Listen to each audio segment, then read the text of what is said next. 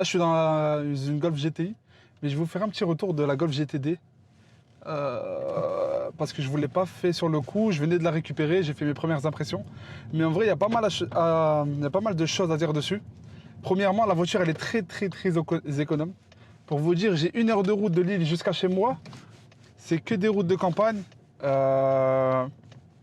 J'ai roulé, je roule pas très doucement, on va dire, je roule assez vite. Et j'ai fait du 5 litres de au 100. C'est incroyable, sachant qu'il y a 200 chevaux dans la voiture. Et j'ai regardé un petit peu sur internet et c'est vrai que la voiture, elle consomme rien du tout. On peut faire énormément de kilomètres sur autoroute et tout. Franchement, j'ai été agréablement surpris, j'ai pas mis d'essence. Et franchement, pour 200 chevaux, pour un diesel, elle fait beaucoup de bruit et elle a beaucoup de pêche au démarrage. Contrairement aux autres diesels au démarrage qui sont assez longs comme l'Audi A5 V6 que j'avais acheté et tout. Franchement, la Golf GTD, elle a beaucoup de pêche au démarrage. Bon, maintenant, la Golf GTI. On va parler un petit peu de la Golf GTI. J'ai été la récupérer il y a une petite semaine, celle-ci. Alors, en termes de puissance, je trouve que c'est assez pareil. Pourtant, celle-ci, elle fait 245 chevaux. La Golf GTD, elle en fait 200.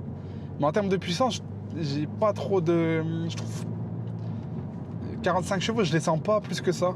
Genre, c'est pas une dinguerie non plus. Tu sens que c'est un peu plus de pêche, mais c'est pas non plus incroyable.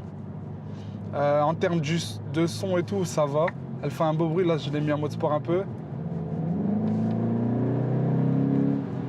Elle fait un plus beau bruit quand même. Après, je sais pas si c'est le bruit qui sort des enceintes ou si c'est le bruit qui sort de l'échappement. Ça m'a l'air d'être de l'échappement. Elle a une bonne tenue de route. Les freins, c'est pas terrible.